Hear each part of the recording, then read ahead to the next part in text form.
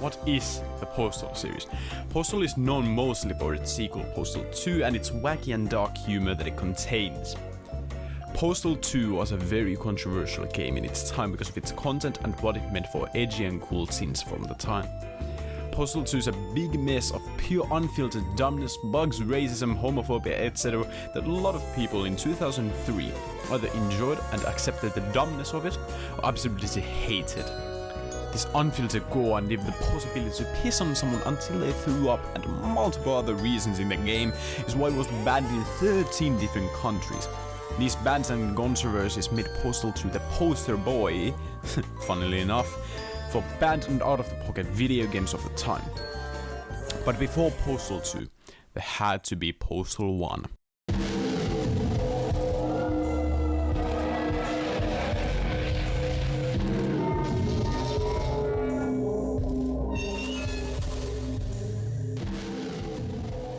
Entering the game, you are met with a soundtrack that makes your ears twist and turn.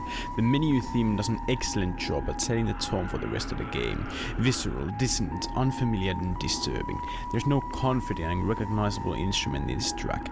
Just completely dissonant, metallic, screeching, distorted guitar riffs far off beltos.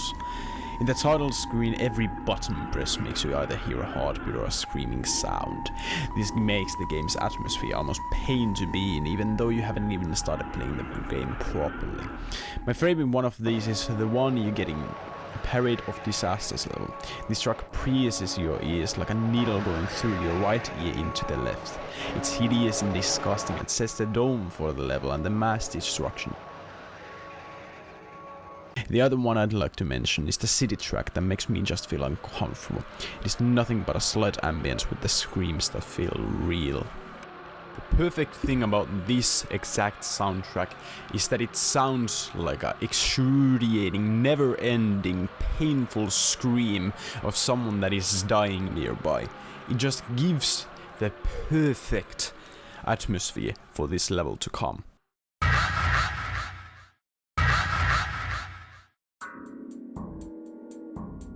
But what is Postal 1? Postal 1 is a dark and grim take on the commonplace shooters of the 1990s, but Postal 1 differentiated by being intentionally dark, edgy and outright offensive. This is revealed in the box art alone and in the picture you can find if you look in the game's files. Whereas in games like Doom, where you were shooting at bad guys and demons for at least a reason, Postal 1 is different. You're not shooting at demons, you're shooting at real people. You as the Postal dude are the one that has lost his mind.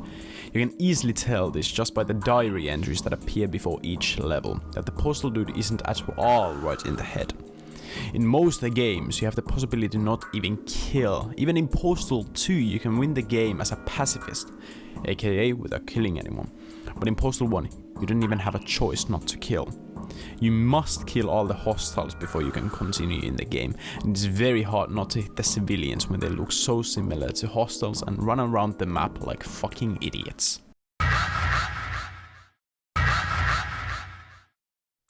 So the gameplay of Postal 1 is basically your typical isometric shooter game with a variety of weapons to use at your disposal that you get more with each level that you complete. This game has multiple levels that include goofy and dumb concepts that make the game feel just a little bit lighter in contrast, such as having a fiery parade and ostriches and a shopping mall, you know, just fun things that you wouldn't expect to have in such a serious game. The game's achievements also add a little bit of needed humor in the toughest of conditions.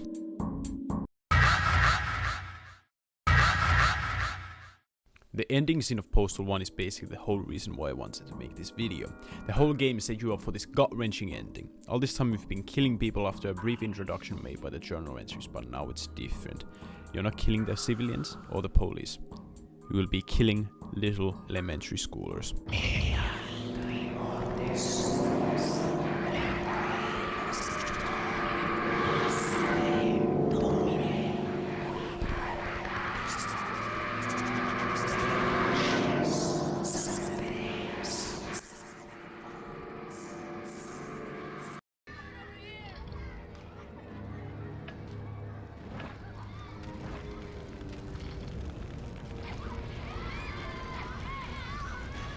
Thankfully, the game does not let you shoot the kids. Instead, the game plays a cutscene of the Postal dude entering the elementary school playground and shooting at the little kids. But to our surprise, the bullets or the fire that he shoots does not hurt anyone. It goes through the elementary schoolers. Then, after a long session of shooting them, the Postal dude breaks down and falls to the ground.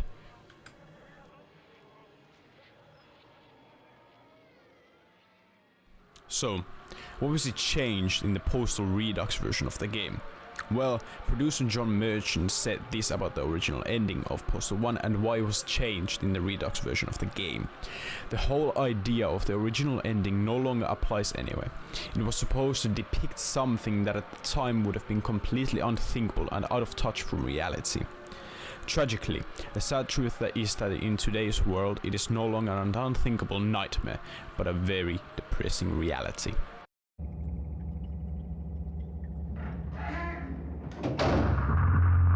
Population pressure and the stress of modern life may cause an increase in violent tendencies.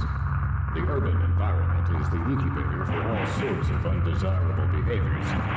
However much his atrocities disgust us, he may actually consider himself a hero. This is common among those who, in popular slang, go postal.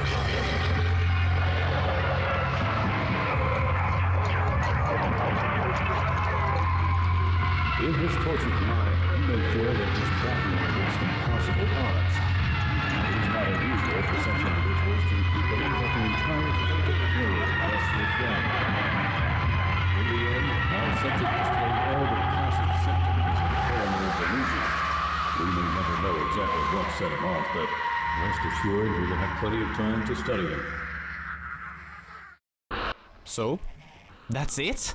Just a horrifying and disturbing end for antagonist. Well, yeah, that is how the game ends. In Postal 1, there are no saving factors for the Postal dude. He's just a maniac that went postal. So, thank you to all my viewers that sat through this whole thing. There's some new videos on the screen at this moment. Feel free to click on them, or don't, I don't care. Feel free to press the subscribe button as well. Also, don't care. And yeah, see you in the next video that comes out in like 3-4 months maybe. It's not gonna be like this kind, it's just gonna be some lazy edit I did in 24 hours, just extra crunch time. So, fuck you all, see you.